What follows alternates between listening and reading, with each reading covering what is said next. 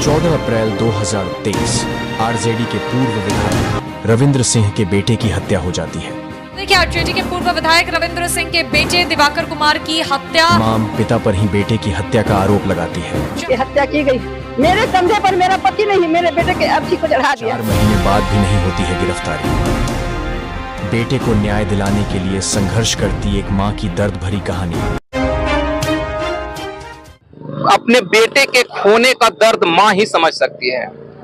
अपने बेटे को इंसाफ दिलाने के लिए मां संघर्ष कर रही है,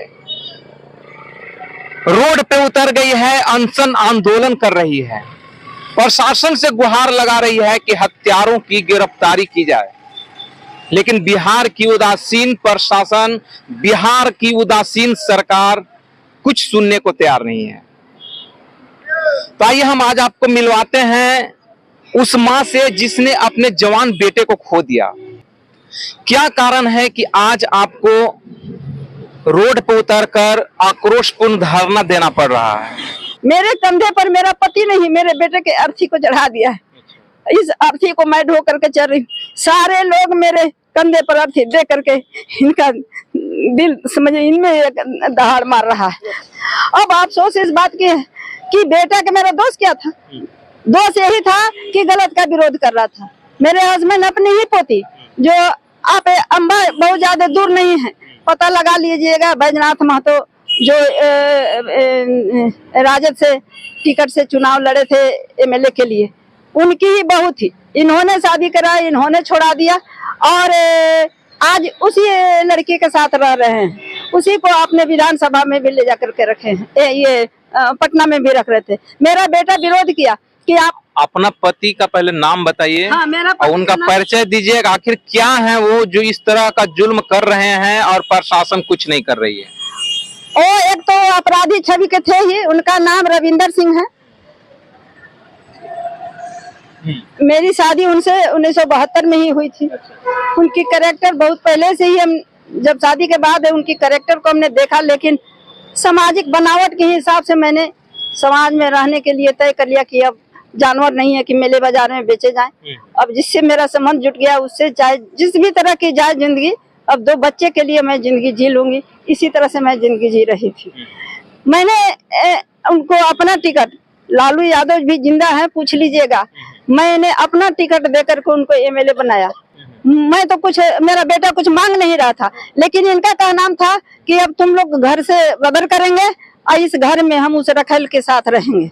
मेरा बेटा विरोध किया कि इसमें हम नहीं रहने देंगे। आपने हत्या होते देखा है? मैंने देखा है, आपकी आंखों के सामने हत्या हुई? मेरी आंखों के सामने हत्या हुई है, लेकिन रात के अंधेरा जो कर दिए थे, लाइन कटवा करके हत्या कराई गई।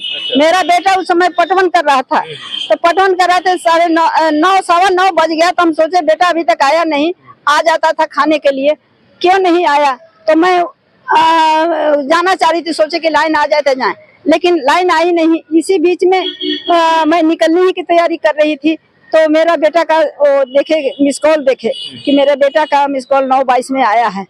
और जब मेरे बेटे को लोग घेर रहा था, उसी प्रक्रिया में लगता है कि मेरा बेटा कॉल करना चाहा था, मुझसे कुछ कहना चाह रहा था, लेकिन दुर्भाग्य मेरे बेटे को बचाने की समय नहीं था, इसलिए हमारे हाथ में मोबाइल उस समय नहीं था। मैं तुरंत 9:22 में कॉल आया है, तुरंत मैं उठा करके सोची, क्योंकि एक गोली का फायरिंग का आवाज आ गया था, बेटे को चहेट रहा था, भाग रहा था, इसी बीच में फायर लोग किया था। तो मुझे लगा कि पीछे से कहाँ से गोली चली है। मैं निकल करके सोची कि कॉल करूं कि बेटा कहाँ है, कहाँ से फायरिंग की आवाज आई। इसको मैं जानने के लिए कॉल करने के लिए मोबाइल उठाई, तो देख रही मेरा बेटा का कॉल आया है। मैंने कॉल बैक 9:22 में कॉल आया ही, 9:23 देखिए 9:24 में, 9:25 में मैं कॉल करते हुए निकल गई, लेकिन मेरा बेटा जब मोबाइल रिसीव नहीं किया तो मैं तेजी से गई। अब बहुत नजदीक में था, मुश्किल से उस जगह पर जाने में 1 मिनट लगते, 1 मिनट मुश्किल से मैं तेजी से जा रही थी।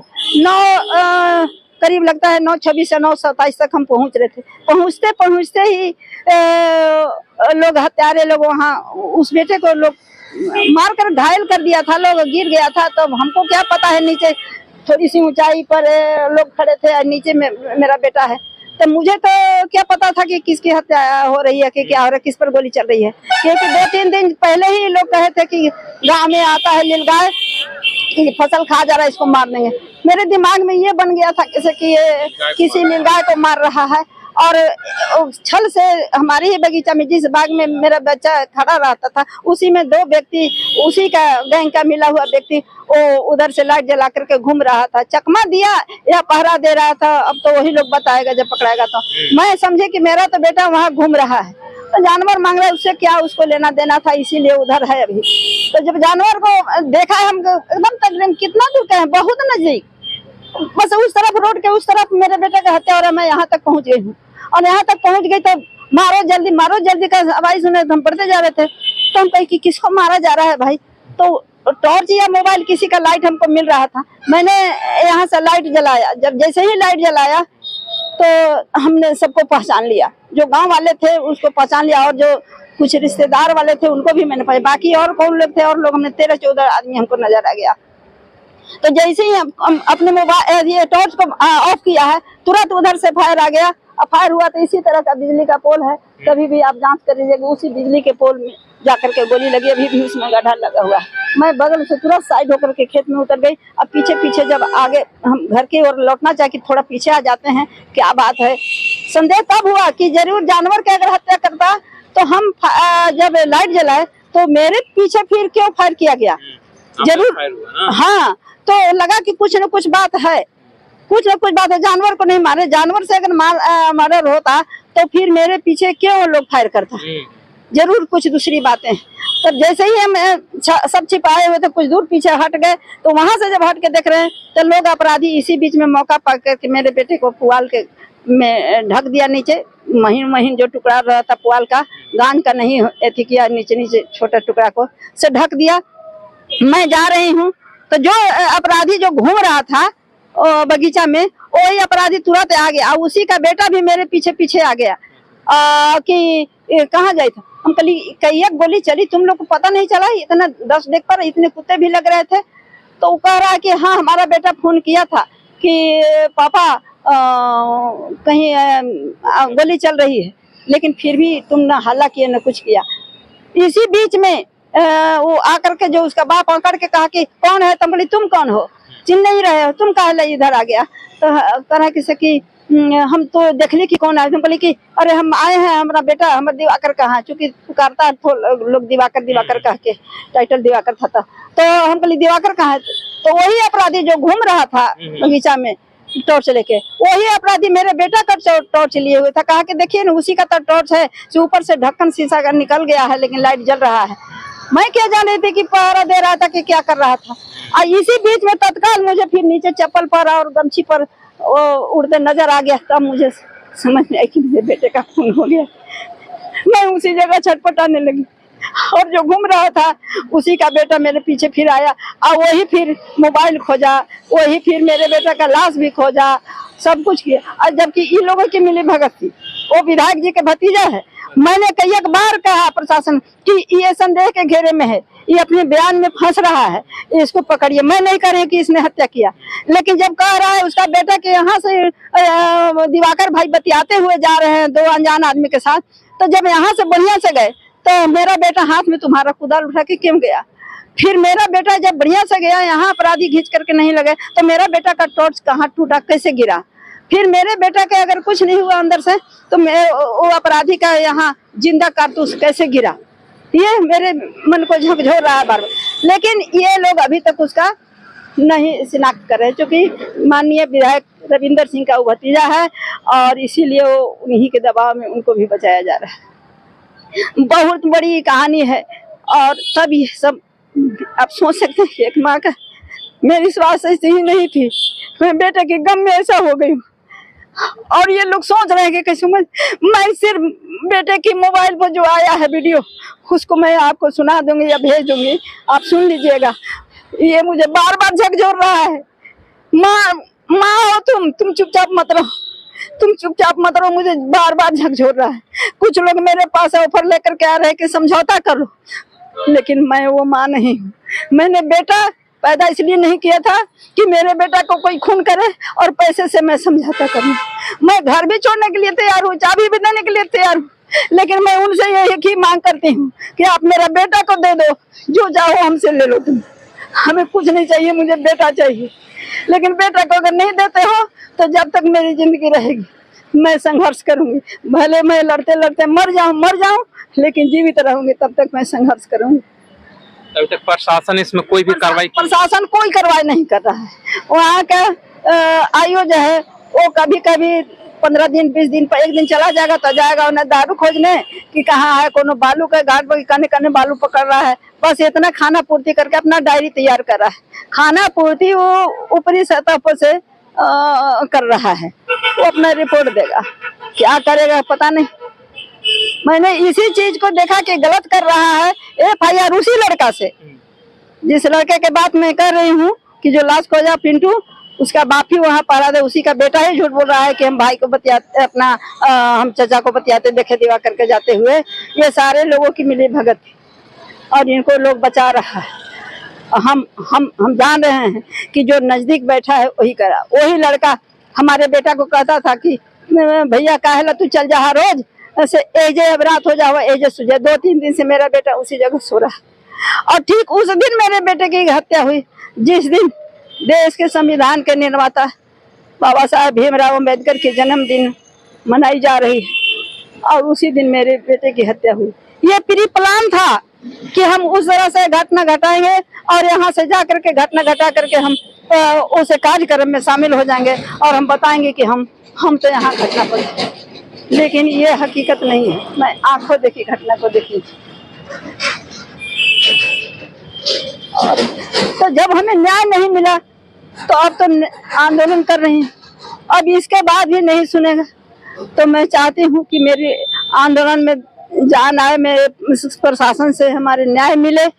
बस आप लोगों से मैं रिक्वेस्ट कर रही हूँ कि मेरी आवाज़ को वहाँ तक पहुँचा दिया जाए ताकि प्रशासन इस पर कार्रवाई करे। और SPD ट्रायल की हम मांग करते हैं कि जल्द से जल्द गिरफ्तार करो, SPD ट्रायल करके जल्दी से इसका निष्पादन करो, सीधे जल्दी से इन लोगों को गिरफ्तार करके कड़ी सजा दो। अभी पुलिस अधीक्षक से मुलाकात हुई आपकी? मैं पुलिस अधीक्षक से बात करती हूँ, और लेकिन बार बार आश्वासन मिलता है, बार बार हाँ हम कार्रवाई कर रहे हैं, कुछ भी हो नहीं रही। मैंने अपना वीडियो भी पुलिस अधीक्षक को दे चुकी हूँ, लेकिन मैंने ये भी कहा कि आप जो कह रहे हैं कि लोग कह रहा है कि जांच में आया कि नहीं थे, ठीक है, थे कि नहीं थे, आप क्या कार्रवाई कर रहे हैं? कोई भी अपराधी है तो आप शिनाख्त क्यों नहीं किए? ये नहीं थे कि थे, पहले तो आप आरोपित ये मुजरिमों को आप पहले गिरफ्तार करो, कस्टडी में लो, आपकी जो प्रक्रिया उस प्रक्रिया से उसकी जांच करो। नहीं जांच होता है तो आप प्रशासनिक क्या तरीका है सब जानते हैं आप लोग, रिमांड पर लो, सारी चीज जानकारी हो जाएगी। बहुत बढ़िया से सीधे उंगली घी नहीं निकलने वाला है, थोड़ा टेढ़ा करना पड़ेगा। तो लेकिन ये सुनवाई नहीं हो पा रही है। मैंने वीडियो भी अपना बेटा का दे दिया, उसके बाद में भी कोई सुनवाई नहीं, बस सिर्फ आश्वासन के अलावा कुछ नहीं मिलता है। तो देखिए एक माँ का दर्द। मैं निराश होकर के आज धरना पर बैठी हूँ और मैं एक अल्टीमेटम के रूप में आई हूँ देने कि भाई इतना समय दिया, अभी और आप कितना समय लोगे? कितना उम्र हो गया आपका? हमारा यही करीब 67-68 साल हो रहा है। देखिए उम्रदराज माँ अपने बेटे को खो चुकी हैं और अब संघर्ष कर रही हैं अपराधियों को सजा दिलवाने के लिए। अब देखिए इनकी आवाज प्रशासन तक पहुंचे, अब जल्द से जल्द सरकार कार्रवाई करे, प्रशासन कार्रवाई करे। और एक बात और हम यहाँ बता दें कि देखिए इस माँ के इस आंदोलन में उस दाऊद नगर क्षेत्र के लोग यहाँ पे जमा हुए। दिखाइए जी, पूरा भीड़ दिखाइए, देख सकते हैं आप लोग। ये कोई राजनीतिक धरना नहीं है, एक माँ को इंसाफ दिलाने का प्रयास है। एक माँ के संघर्ष में लोगों का इस साथ देखकर आप अनुमान लगा सकते हैं कि कहीं न कहीं प्रशासन की कुछ लापरवाही जिसकी वजह से एक माँ को न्याय नहीं मिल रहा है, इनके बेटे के हत्यारों की गिरफ्तारी नहीं हो पा रही है। आप लोग इनका सहयोग करने के लिए यहाँ पे आए हैं, उसी गांव से हैं? ना, हम बगल के रहने वाले हैं, ओरा के। तो आप लोग क्यों इनको साथ देने आए यहाँ पे? क्या इनको साथ देने आए हैं कि आज की 25-30 साल पहले बहुत मदद किए हैं गरीबों का। उस समय हम लोग इनको जानते हैं, बहुत सच्चे दिल का आदमी थे। यही लड़के संघर्ष करके और अति किए हैं, इनको विधायक बनाए हैं। हाँ, तो इसीलिए हमको भी 65 साल लगभग उम्र हो चुका है।